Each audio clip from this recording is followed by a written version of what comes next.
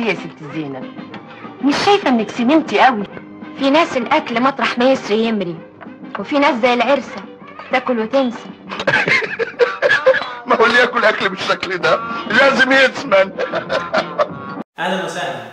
لو عاوز تخس لازم تعرف في الاول سبب زياده وزنك ايه. فعشان كده لازم نقوم بشويه خطوات قبل ما نبدا في اي برنامج غذائي. اولا لازم نعمل تقييم للحاله الصحيه، بمعنى لازم نتاكد ان احنا ما عندناش اي امراض هي اللي سببت زياده الوزن، زي امراض الغدد الصماء او امراض تكيسات عند السيدات او الامراض المزمنه زي ارتفاع نسبه الكوليسترول والدهون الثلاثيه او تصلب الشرايين او السرطانات والعياذ بالله. الحاجه الثانيه هي لازم نبص للحاله الفسيولوجيه بتاعتنا، بمعنى لازم نعرف ان زياده الوزن بتختلف لو كانت في مرحله الطفوله او لو كانت في مرحله الشباب او مرحله متاخره من العمر. من ضمن الحاجات المهمه في تقييم الحاله الفسيولوجيه كمان هي بالنسبه للسيدات الحمل والولاده. الحمل بيؤدي طبعا لزياده الوزن، وناس كتير من دكاتره التغذيه بيقولوا ان دخول برامج تغذيه، برامج تنحيف او برامج دايت في مرحله الحمل بيؤدي الى خطوره على الجنين.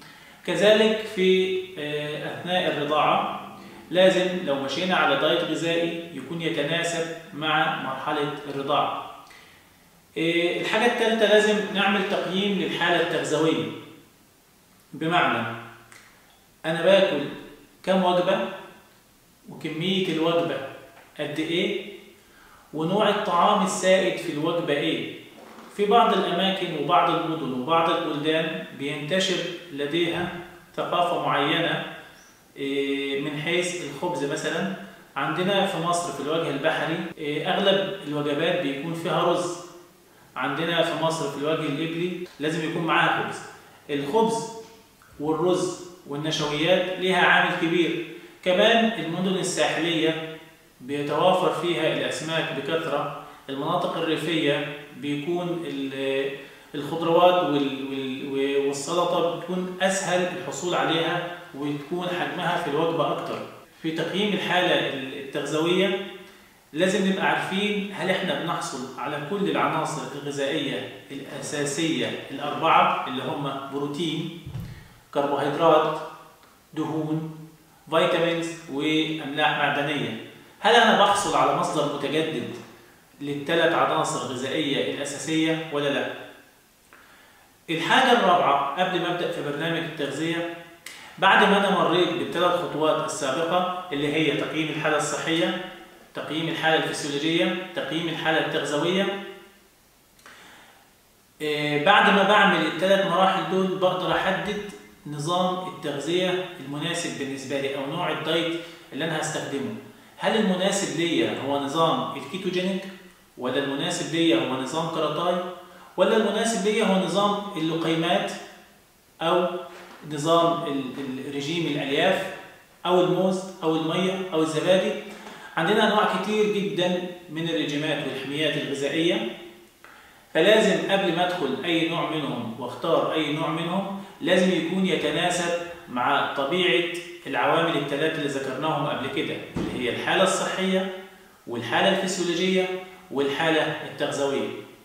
وبعد ما اختار نوع الرجيم المناسب لازم أبقى عارف إن أنا بمر بثلاث مراحل أثناء تطبيق هذا الرجيم.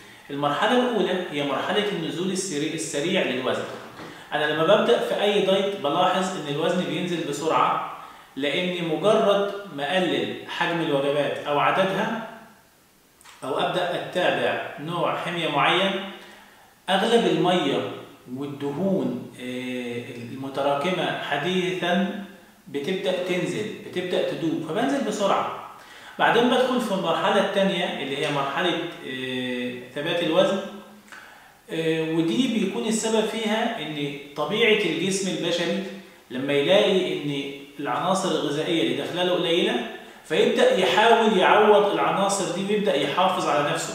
بمعنى ان ثبات الوزن هو وسيلة دفاعية تلقائية بيستخدمها الجسم للحفاظ على نفسه ضد عوامل سوء التغذية أو ضد عوامل نقص الغذاء. يبقى المرحلة الأولى نزول سريع، المرحلة الثانية ثبات، المرحلة الثالثة هي نزول بطيء. بعدين بيبدأ الجسم يستجيب للبرنامج الغذائي ويبدأ ينزل الوزن ببطء لغاية ما نوصل للوزن المثالي. والوزن المثالي هنا اتقالت فيه نظريات كتير واتقال فيه كلام كتير، لكن أنا رأيي إن الوزن المثالي هو الوزن اللي أنا أكون راضي عنه.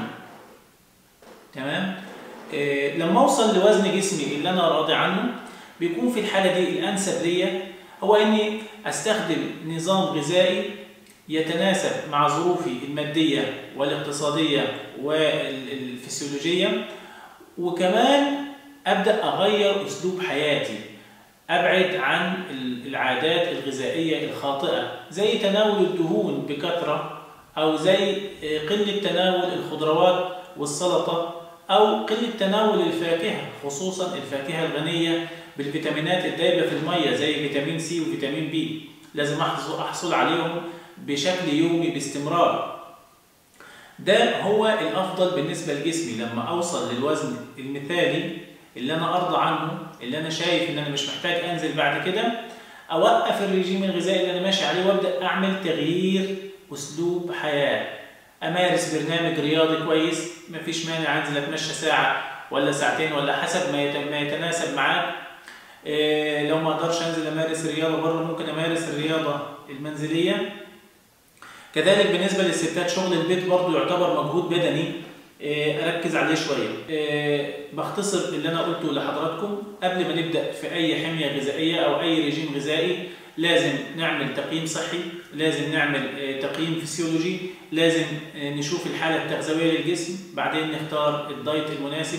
مش معنى ان في دايت مناسب لحد قريبي او صديقي ونزل عليه مش بالضرورة ابدا يكون مناسب لطبيعة جسمي او ممكن استفيد منه، او حتى لو اتنين نفسين ماشيين على نفس الدايت مش لازم ينزلوا بنفس السرعة على الميزان، بتختلف من جسم لجسم حسب طبيعة الجسم الفسيولوجية زي ما قلنا.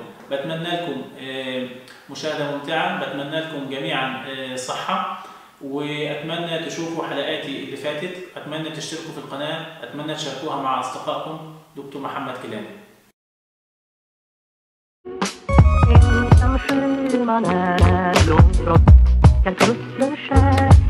Ska jag fira julen här